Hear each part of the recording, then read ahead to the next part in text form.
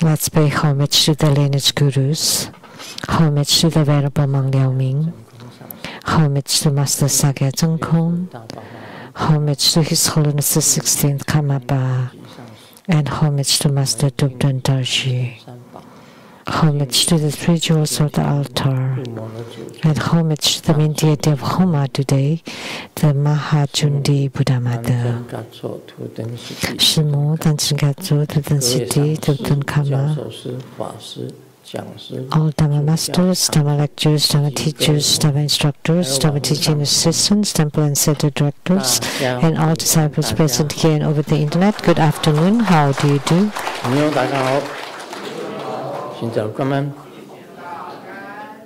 I still 사랑해. 오라미코. Que quiero mucho. Sukoi. Ichiba. Kimochi. Jumi. Yapi. Purin purin. Konnichiwa.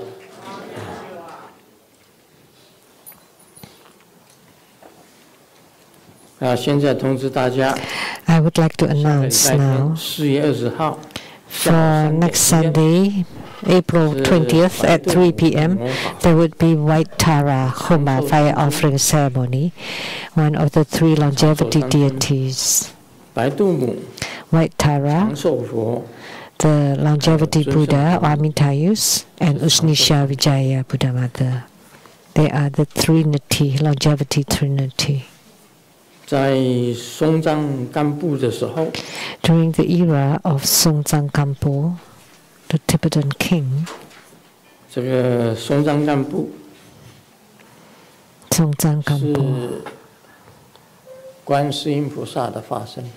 was a manifestation of Avalokitesvara Bodhisattva from Potaloka mountain. Mount Potaloka, and Princess Wencheng was an emanation of Green Tara, and Princess Prakriti was an emanation of White Tara.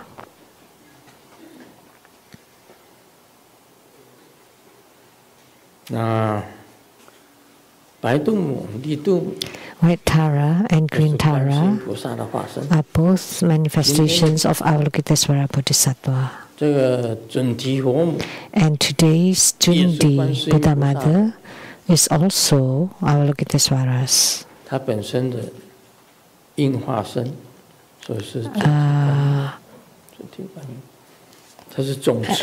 emanation, physical emanation. So she is the head or the complete general of everything. So the White Tara mudra is the same. It's Jundi, the mantra.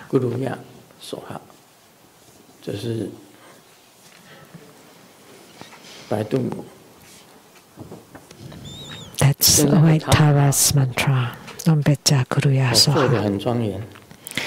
The tankas nowadays are really made very beautiful, very splendid, magnificent. I have a tanka of White Tara. That's just amazing. Who created this tanka of Jundi, Buddha Mother? 报告师尊就是圆金法师的弟弟画的，然后呢，两条龙是清华师兄画的。By the brother of Reverend Lin Jin, and then the dragons were printed by Dhamma Brother Jinghua. So two attendants to Jundi Buddha Mother are the two dragon kings. That's why there are two dragons painted. That's beautifully painted. What a talent. Seeing this Mahachundi Buddha Mother, this her statue, her image was beautifully painted. Looking at her, very fast, I could feel her descending. 感应到方向。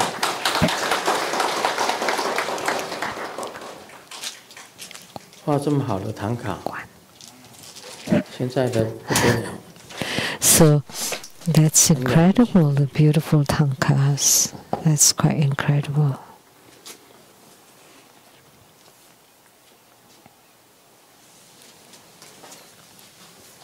这一尊，我们每一次在送所有的佛的时候，总是送到这一尊。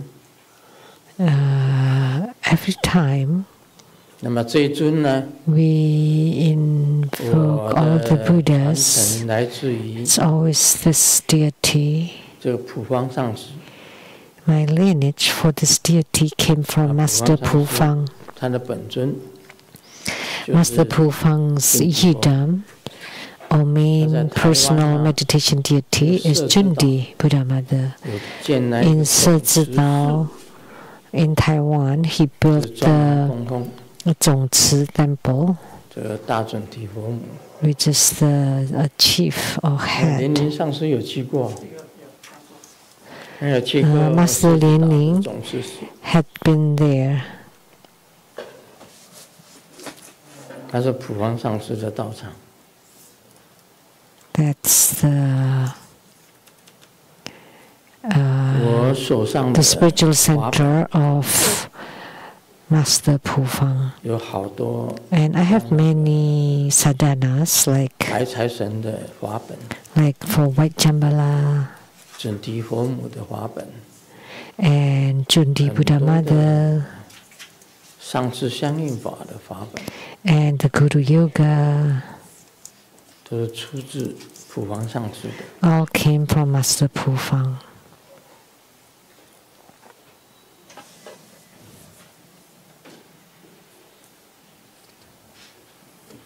这总持寺还好吧？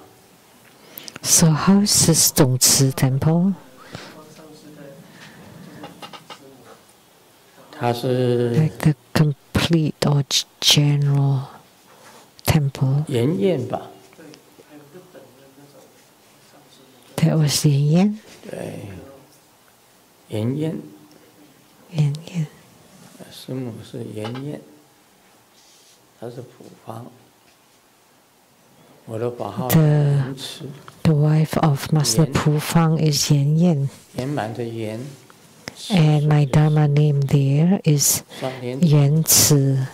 Yuan meaning perfect or complete, and Ci meaning pond, like the Mahatwin Lotus Ponds. 他给我的这个 That's the Dharma name Master Pufang bestowed upon me when I took refuge in him.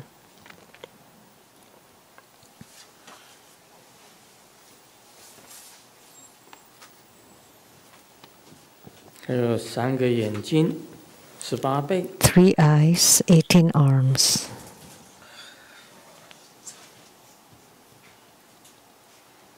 他的两个龙王侍者， And 多龙王。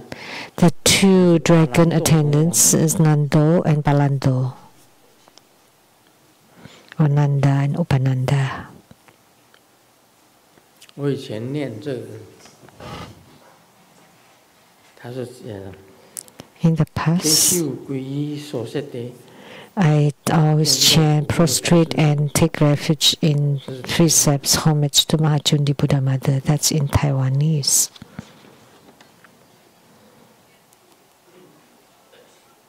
I bow and take refuge in the Susiti precepts. 准提佛母 And homage to Mahachundi Buddha 释迦牟尼佛 Mother. 本身的化身。 And there's some who say that Jundi is a transformation of Sakyamuni Buddha. That's why she has boundless Dharma power. Then of course, because if she's an emanation of Sakyamuni Buddha. 他有9日圣观，很重要的9日圣观。这 Om They are 一切法本不生， the 9则立则一切法不生不灭。 so Om 立 meaning that everything is unborn. And then everything is unattainable.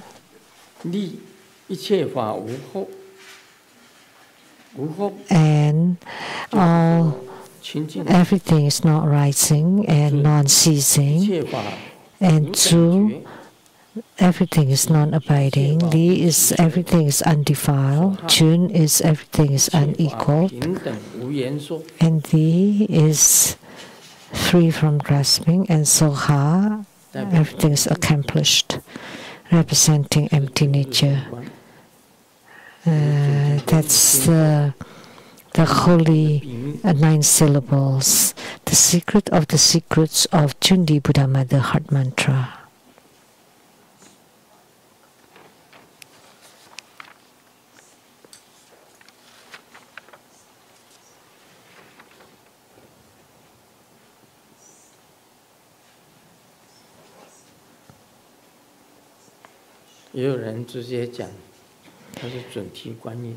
And someone referred to her directly as Junti Guan Yin or Avalokiteswara. Junti Avalokiteswara.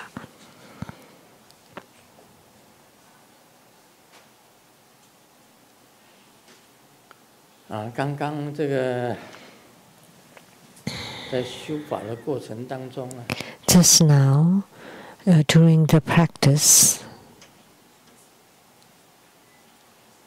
I felt that I've gone to a different place. After I ring the bell, I went someplace else. And nothing exists.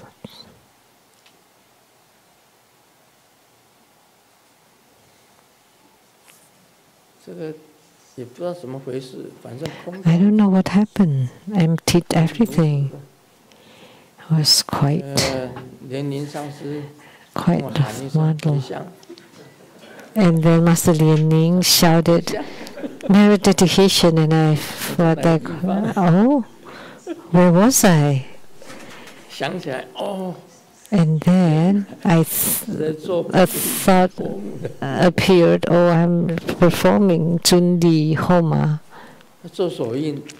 In performing the mudras, the hands are forming the mudras, but the person has gone to who knows where. I don't know what I was forming. There are some strange phenomena recently. Have death, have life. But that's good too. Because human life, it's good to be not so meticulous. Sometimes it's better to be just take things very lightly. And Sakyamuni Buddha know that because if you're not so particular or so specific about anything, that's even better. That's why you would know. That would be non-action. And you do not care about anything, and you do not act about anything. You do not exert anything.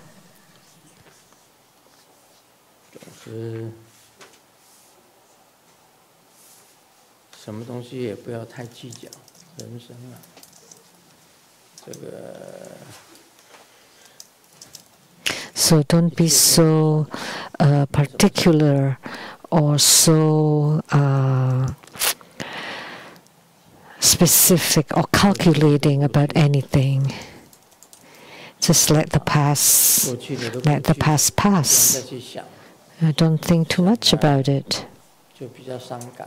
Because if you do think, then you would feel affected or melancholy or sentimental. And how about the present? The present will become the past. And how about the future? The future is not here yet.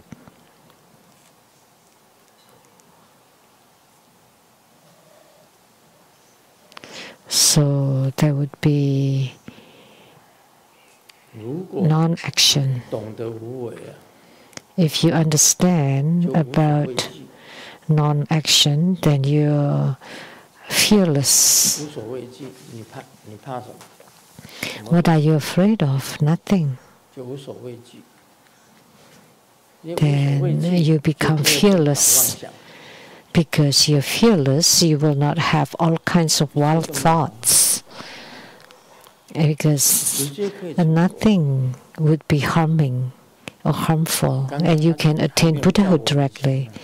Before they called me, before he called me, perhaps if you took photos of me, there would be lights all over my crown. But as soon as you called me, the light disappeared. Recently, I have several photos that have lights above my crown.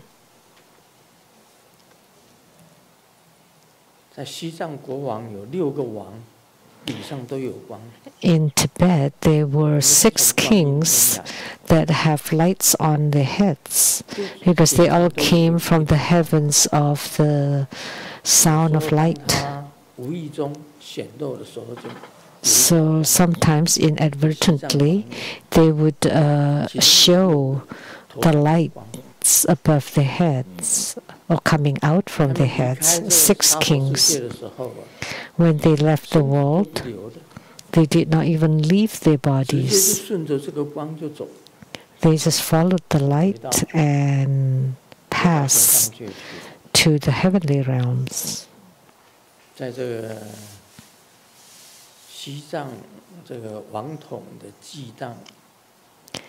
So in Tibet, in the records, the history, there were 6 kings that have lights above their heads, and Grandmaster too has light emitting from the top of the head. Who took the photo? Reverend Lien Wen. There was a ray of bright light, golden light above my head. Could you show it on the monitor?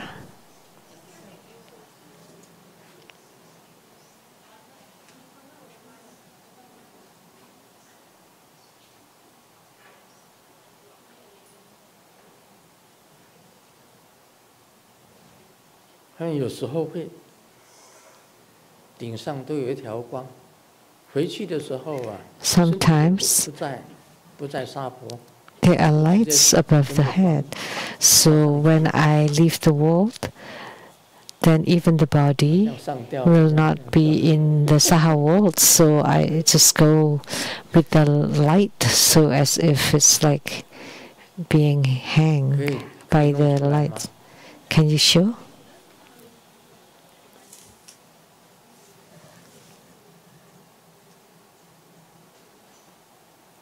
And then later on, there was a photo with the light above the head, but then the light was cut off, so the body stays in the Saha world. Did not follow to go back. That's in the Tibetan annals about the Tibetan kings. There was such a record.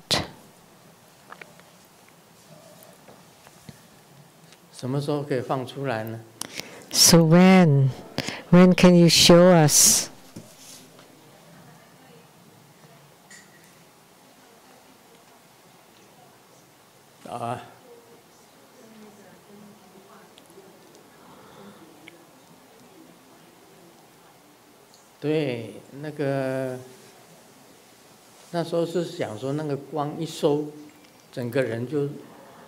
So when I retract that light, then the whole person would go back to the heavenly realms. because in the Tibetan annals it was recorded that there were 6 kings with lights above their crowns.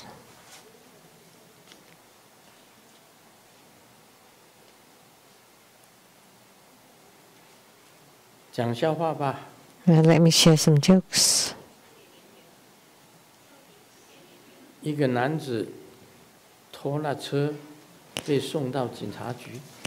There was a man who stole a car and took to the police station. And he was asked, "Why did you steal other people's car?" And explained, "Oh, I was drunk then." And the police officer said, "So what's that have anything to do with stealing the car?" And he said, "Because I was drunk, so I cannot drive my own car." So he drove somebody else's car.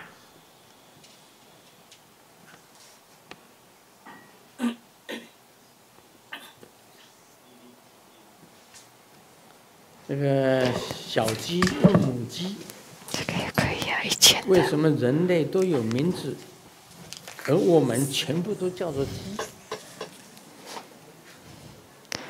So 人类活着的时候啊，都有名字，但死了也全都叫做鬼。我们活着的时候没有名字，但死了就有很多的名字。 So the chicken, we have no names when we're alive, but once we're dead, we have so many names. That's like a garlic chicken, curry chicken, a white steamed chicken, fried chicken, mushroom chicken, a salted chicken, and spicy chicken. And more. 咖喱鸡是最好吃的，蒜头鸡。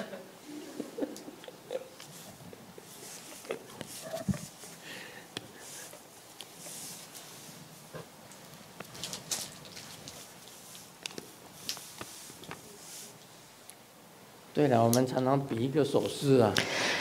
We often form this gesture, which is this, bling bling. 在韩国，这个手势是 In Korea.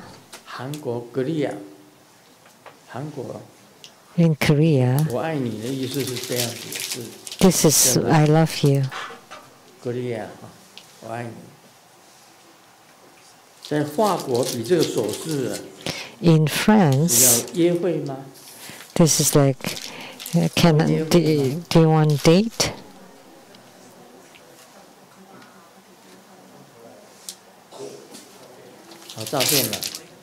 Oh, this is the photo. It's like a rope on top of the head, and it's golden color.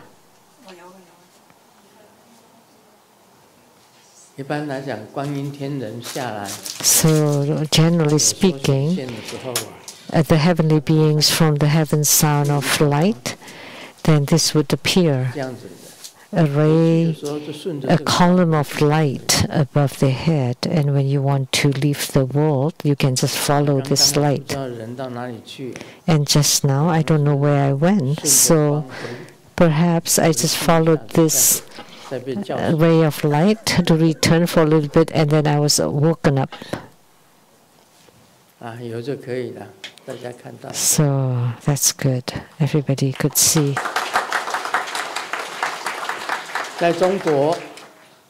In China, when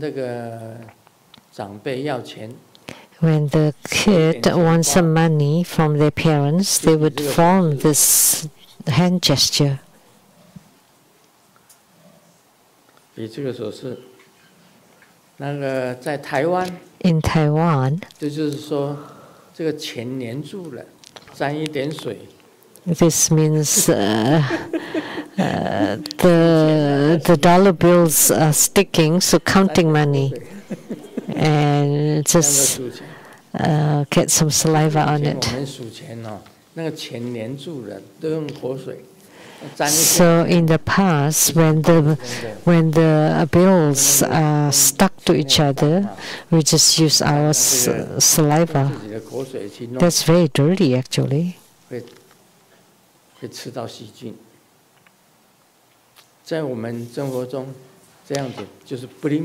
In our true Buddhist school, this means bling bling.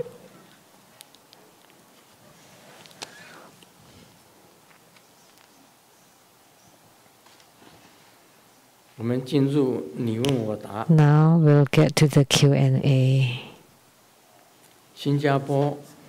A question from Singapore by Lotus Ansi. Homage to the unexcelled Guru Om Ahom. Wish that you stay in samsara to turn the Dhamma wheel. I have the following questions. Please advise. 1. When during critical illness and we select not to go for the emergency life-saving measures in critical condition, such as declining intubation or tracheotomy, and signs the refusal oneself, is that considered suicide? If the decision is made by other people, is that considered a homicide? You know, let me tell you, in my will, in my medical directive, I wrote that I don't want any tubings or tracheotomy. The same with sumo. We signed them.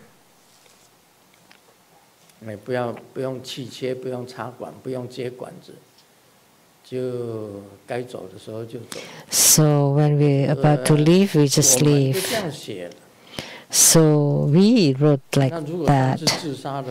If that's considered suicide, then I would have been killing my own wisdom life, right? But that's not considered a suicide, because intubation and tracheotomy are just used to lengthen the time.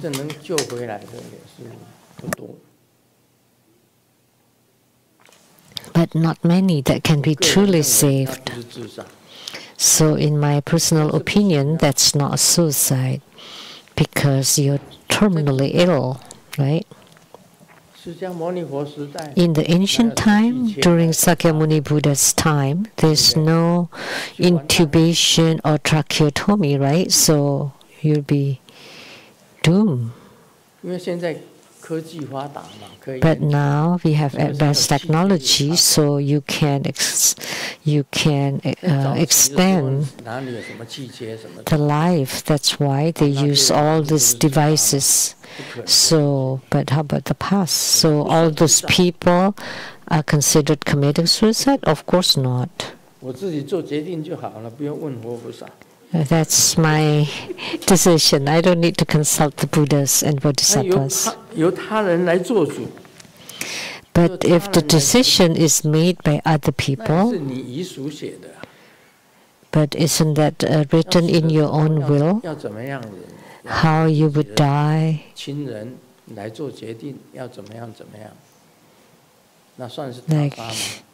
your own loved one to make the decision, is that considered a murder or homicide? Of course not.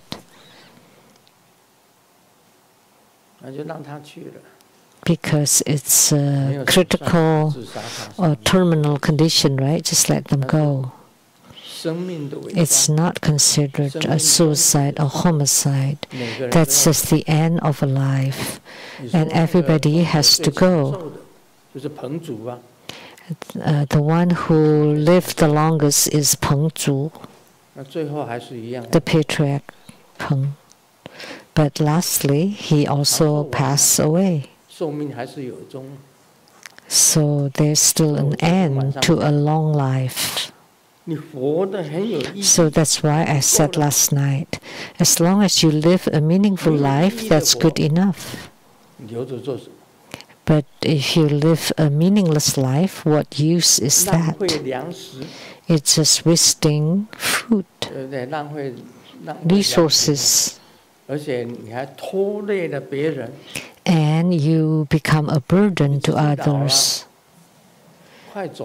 When you're old and you're about to leave the world and you still need people to take care of you, and that's a hard work for them.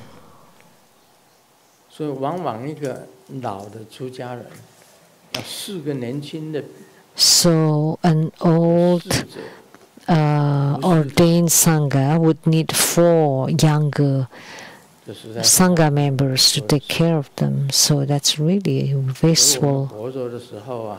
That's why while we are alive, we should do something very meaningful so that at old age we can live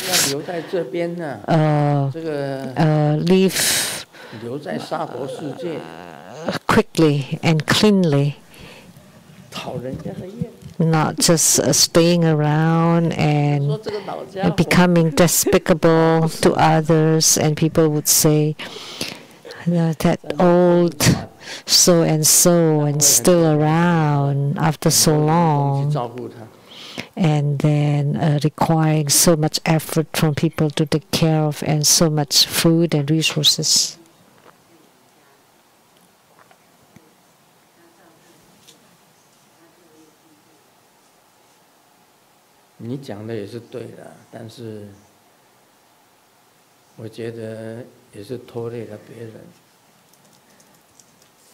What you said was fine, but everyone would need to leave.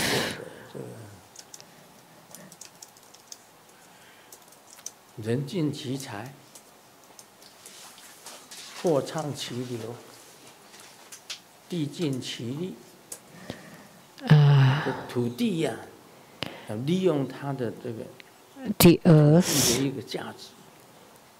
makes use of the value of the earth, and all the materials should move freely and not block. And a human make use of or exhaust all their talents and skills. And everything has its own function and benefit.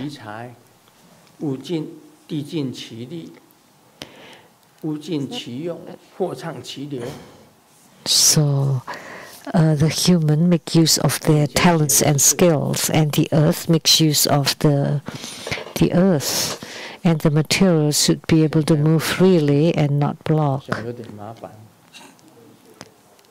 And one more, but now it's kind of hard to make sure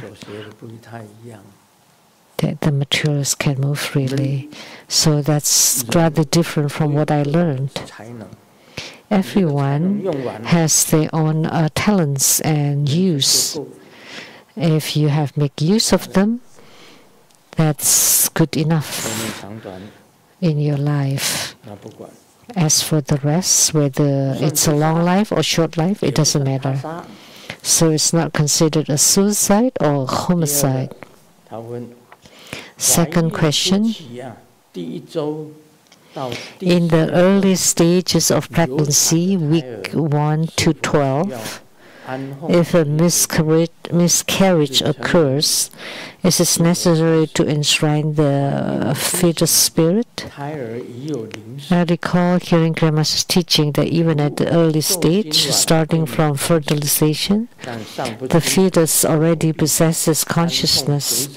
However, I'm not sure whether it's required to set up a fetal or the baby spirit. Please advise. So about this issue, like if a woman has a miscarriage, it's better to enshrine it at the fetal spirit enshrine, because I regard that the fetus has consciousness, they have lives. Unless you say they have no consciousness, but as soon as they have consciousness, then you enshrine the fetus spirit. Actually, enshrining them is giving peace to yourself. It's like enshrining the ancestors to show our respect to them, to ask for peace of mind. The same for the fetal spirits, because the fetus has a life. Like Grandmaster at the Tributa Tantra quarters, when I was writing my book, I heard the knocking sound in the walls of the Tributa Tantra quarters, and I know that's the woodpeckers just eating the insects inside the woods. They are very sensitive. As soon as I opened the windows, they would fly away. And just by looking at it, it would know. It would sense that and fly away.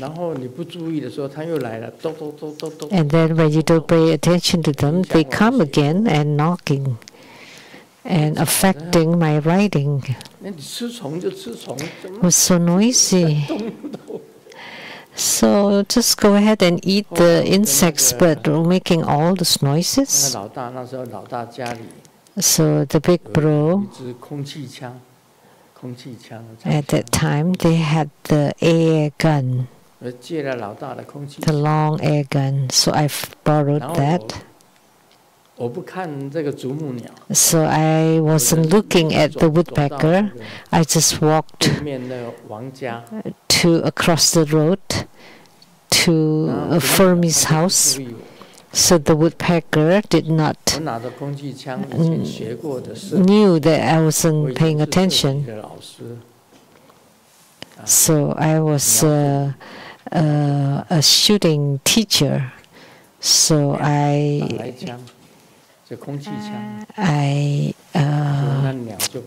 aim at the bird and with the air gun and hit the bird and fell. So I was compassionate towards it and chanted the deliverance mantra. And then at my backyard, I dig a hole and buried it and chanted the deliverance mantra.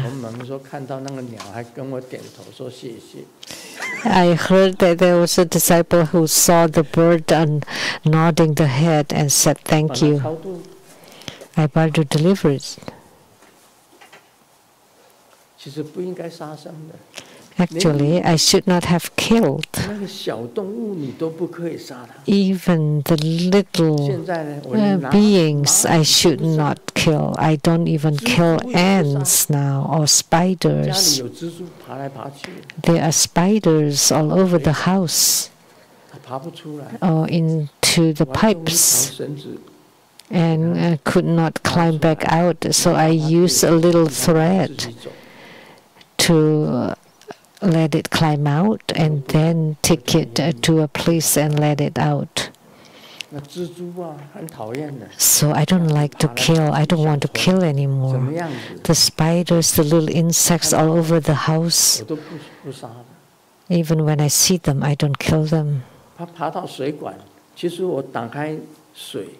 So they went into the pipes. And if I turn on the water, they would just be flushed. But I felt that that's no good because I would kill them. So I took a piece of paper and to get it out, and then took it outside so they can continue to live. And also don't kill. I don't kill ants either.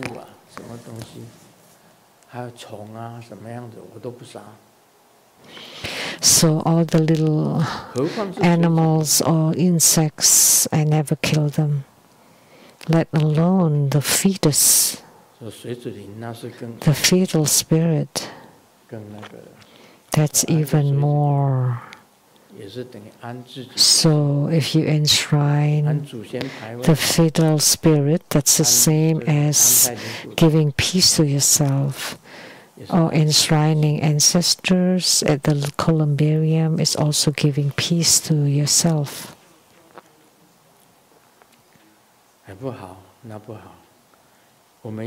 That's not good. We have a doctor, an Obgen doctor, who did not know any better back then. He performed so many, countless abortions, and all the Obgen doctors competed with each other who did the most. So they said that they had the leather belt with the belt buckle that's made of complete gold. And they got that from killing. We had this doctor who killed so much. And then finally he realized and repented, and then performed homas every day to repent. But one night, in his later age, performing surgery in an operating room, and then he returned to his own room and passed out, fainted, and unfound by anybody, and lacked oxygen in the brain, and then became incapacitated in a coma for about 7-8 years, and everything was shrinking. The whole body shrank. I visited him.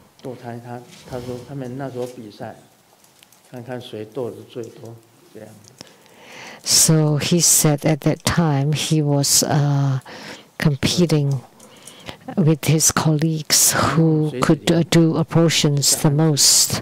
So that was really bad. So enshrining fetal spirits, enshrining ancestors, or appeasing the great wives are all very important to give ourselves peace of mind.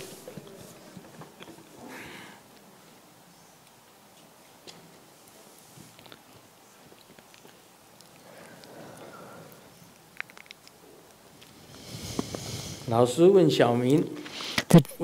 teacher asked Xiaoming, why 520, which is the Chinese code for I love you, divided by 3 is endless? And Xiaoming replied, because there is no third party in love. And the third-party mistresses cannot be eliminated. 520 divided by 3 is 173.33333333. They're all 3s. So behind one wife, they're all mistresses.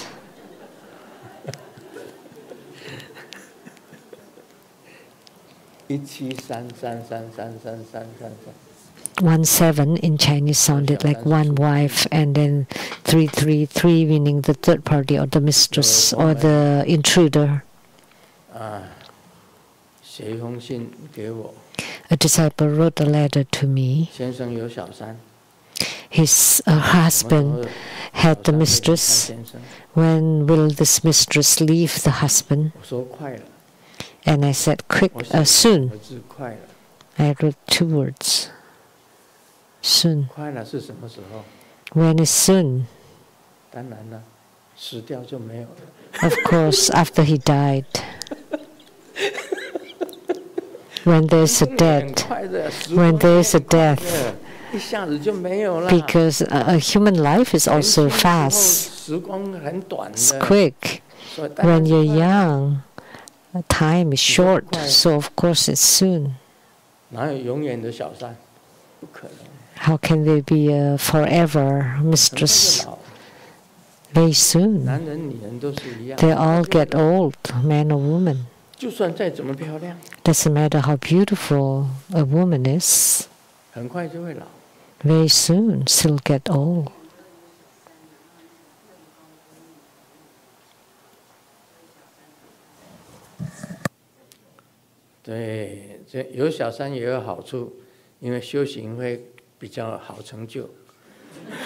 Now there's a benefit having a mistress, because then you would have attainment better, because you would work so hard to chant the Buddha's name, to eradicate the mistresses.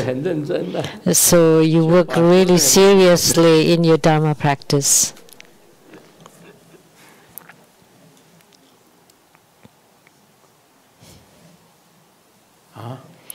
What? Wow.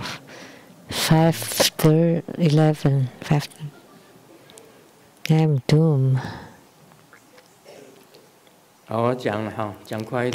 Okay, I'll go over this fast. Ananda,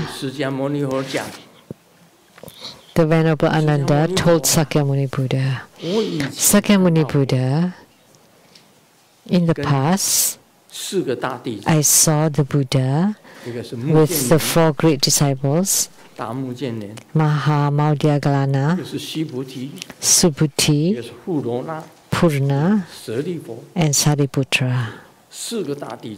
The 4 great disciples, Maudhyagalana, foremost in transcendent power, Subhuti, foremost in emptiness understanding, Purna, foremost in Dharma teaching, and Sariputra, foremost in wisdom. The 4 great disciples of the Buddha.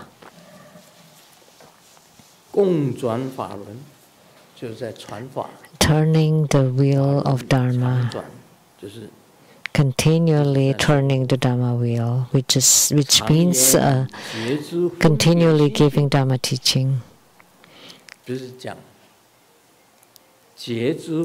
Talking about the nature of the mind that is aware and discerning. There is not inside, not outside, and not in between. So the mind is not inside the body, it's not outside the body, and it's not in between. It has no fixed location at all. It does not exist. It is completely unattached.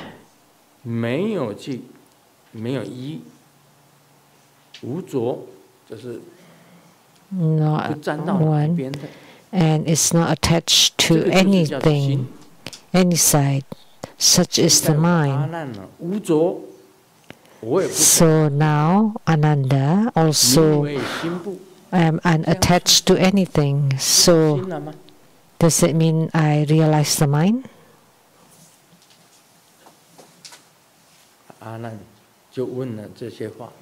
So Ananda asked this, and Sakyamuni Buddha told the Venerable Ananda,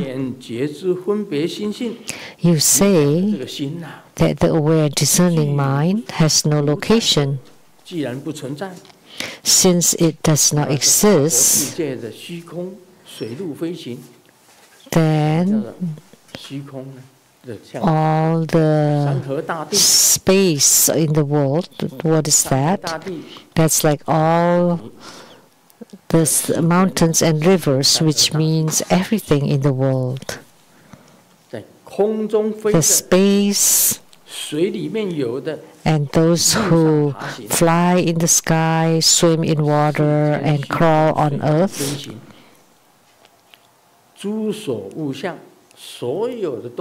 And everything, all things, it's called everything.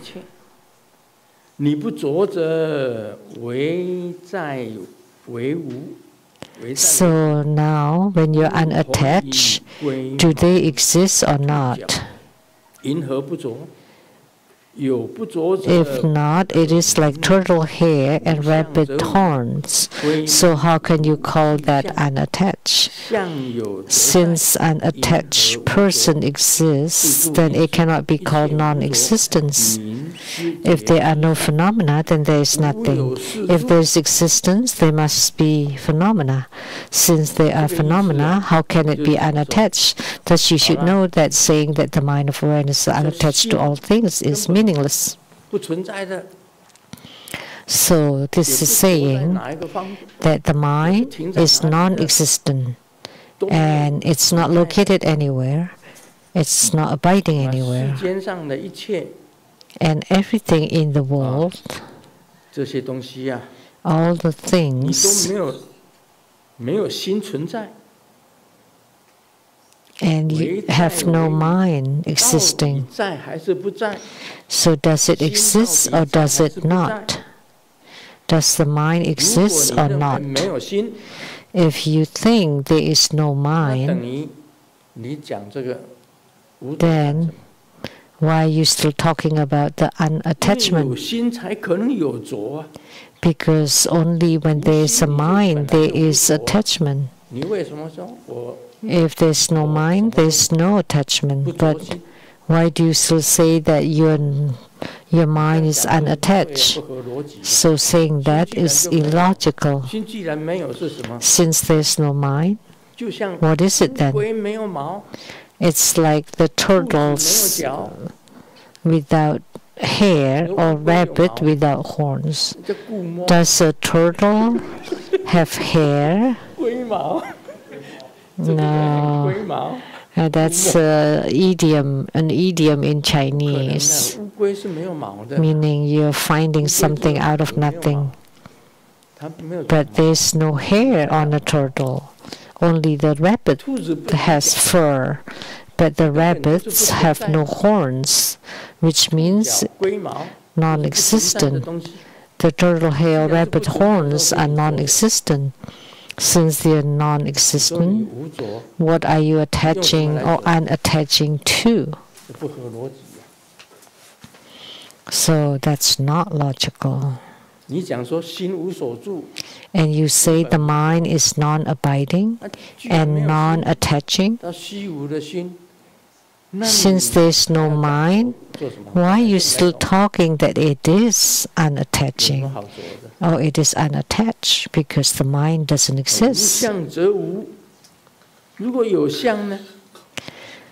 So if there's nothing, there are no phenomena. If there is existence, there must be phenomena, because the mind has a body, so there must be a place for it. So by you saying that the mind is non-existent and it's nowhere, but the phenomena exists. So why are you saying being unattached? So you should know that when everything is non-existent is the mind. That's nonsense. So Sakyamuni Buddha just answered very simply. That's what it meant by this passage. Ananda said, the mind is not inside, not outside, not in the middle. Actually, it doesn't exist. It doesn't abide anywhere. Nothing exists. Because back then, Sakyamuni Buddha and the four Dharma princes, Sariputra, Subhuti, Purna, and Mahamoggallana, when you were discussing Buddha Dharma, you said that the mind is neither inside, outside, nor in between. it's unattached. So now I'm saying that there is no mind whatsoever. And if that's the case, then it is nothing. It's just like the turtle hairs or the rabbit horns. So why are you still talking about attachment or non-attachment? So because they exist, then you talk about the attachment. So if there are no things, how can they attach to each other? Just like those flying, swimming, or crawling. Since they don't touch each other, so there's no mind. But if there's mind, there must be a substance to it. So there fundamentally no mind, and no such thing as whether it's attaching or non-attaching. So what nonsense? So what do you think?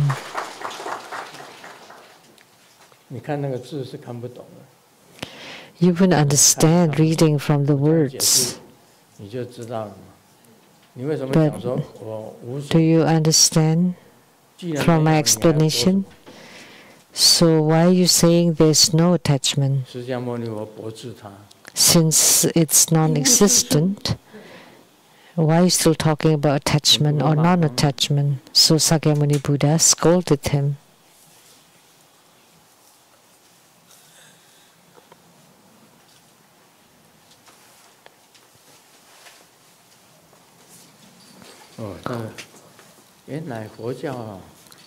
It turns out that Buddhism, in Buddhism, the debates, like the Tibetans love to debate about the sutras, asking you a question and you have to answer immediately, and then you're asking and you have to reply right away. All came from this. This debating back and forth, back and forth and back and forth. So to conclude on the true reality or true suchness. So now talking about the mind. Everyone was discussing, and Sakyamuni Buddha was very eloquent at debates. So they said that Indian tradition, they were also amazing at debates. Like the Venerable Atisha. He carries so many keys on his body. What keys are those? Because the keys to the temples. And anyone that lost to him would have to give the temple to him. So he was the king of debates. Nobody won over him. So their temples were given to him. So he carried so many keys of the temples that he won through debates. So in India, they use this sutra debates. The master of Tripitaka from Tang Dynasty, the Tang Dynasty sent the monk Xuanzang to the west to obtain the sutras, and he went to the Nalanda University. And after he learned Yogacara, he set up a stage and invited everybody for a debate. The same debate, and he won. Why did he win? Why did he win? Because nobody came to debate with him. So he brought so many sutras back home that became Yogacara treatises. And the Venerable Atisha was also a debater.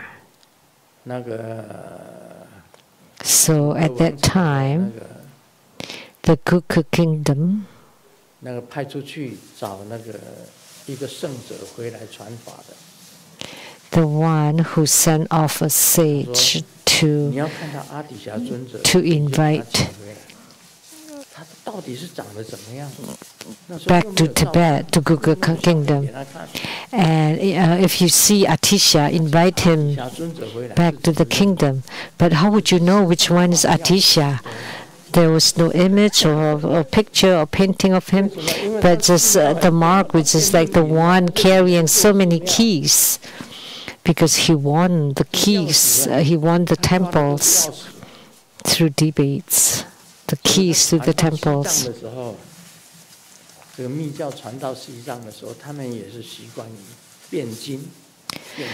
So when the Tantric Buddhism spread to Tibet, they also picked up the tradition of the sutra debate. I went to the southern India, and the Kantan Tripas invited me for dinner, for meal,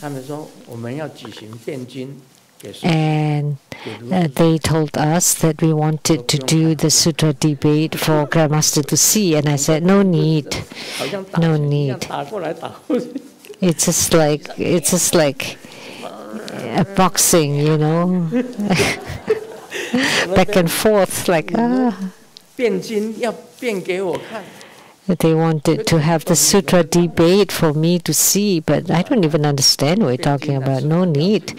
It's more important to have to have meals.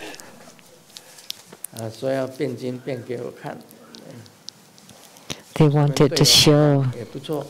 So they treated me well.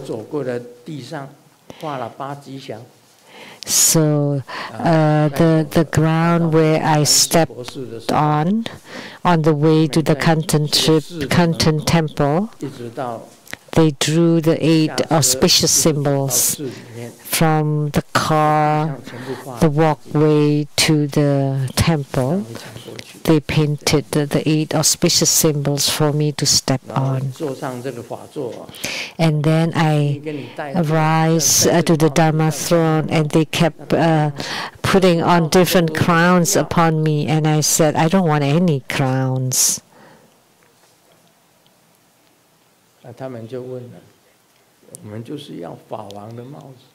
And they asked, they wanted a Dharma King crown. For Grandmaster. And the Kantan Tripa back then, other than Dalai, Panjan, there is the Kantan Tripa who would have parasol above them when they're out. Only 3. One is Dalai Lama, Panjan Lama, and Kantan Tripa. The real head of Geluk school is Kantan Tripa, and he is the most knowledgeable of all the Sangha members of the Geluk school, and he would be appointed as the Kantan Tripa. So, other than Dalai Lama, Panjan Lama, the 3rd is Kantan Tripa, who is most knowledgeable. And he had visited Seattle Lejang Temple and the Rainbow Temple, the Kantan Tripa. So the Manjushri Bodhisattva at this Rainbow Temple, there's a hatha on his sword, and that was thrown by Kantan Tripa as an offering to all the deities, and it hang on the sword of Manjushri Bodhisattva.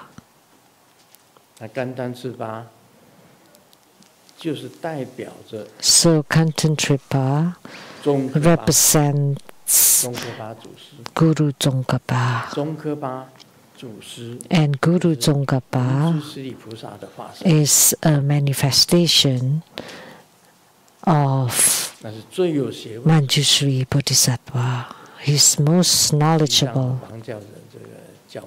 And this is Kantan Tripa, the most knowledgeable spiritual leader of Tibetan Buddhism, the Geluk school. So Grandmaster and Kanten Tripa.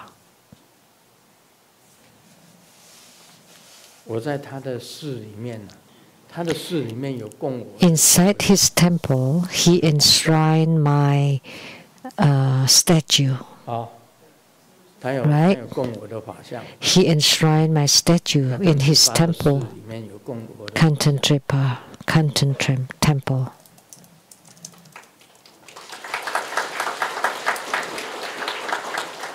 So 你看这个楞严经这边全部都是在辩论。 So in this Surangama Sutra, it's all about debates. Ananda, whatever Ananda presented, was debated by Sakyamuni Buddha. So the two of them were in a debate. And of course, Ananda lost. Doesn't matter what he said, it was wrong. And whatever Sakyamuni Buddha said was right. And then we'll see how it will end. So debating where the mind really is.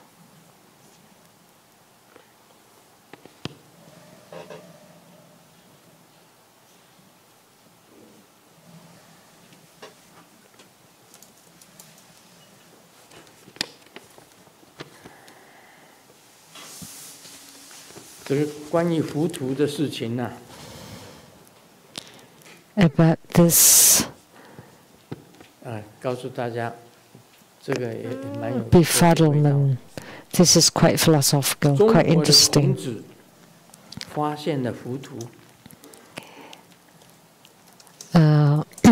Confucius from China discovered this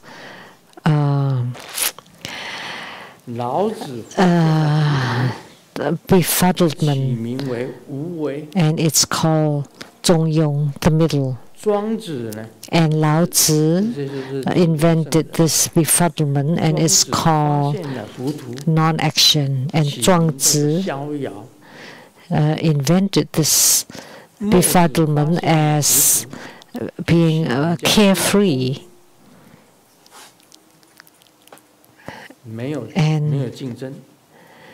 And one more, as non-competition.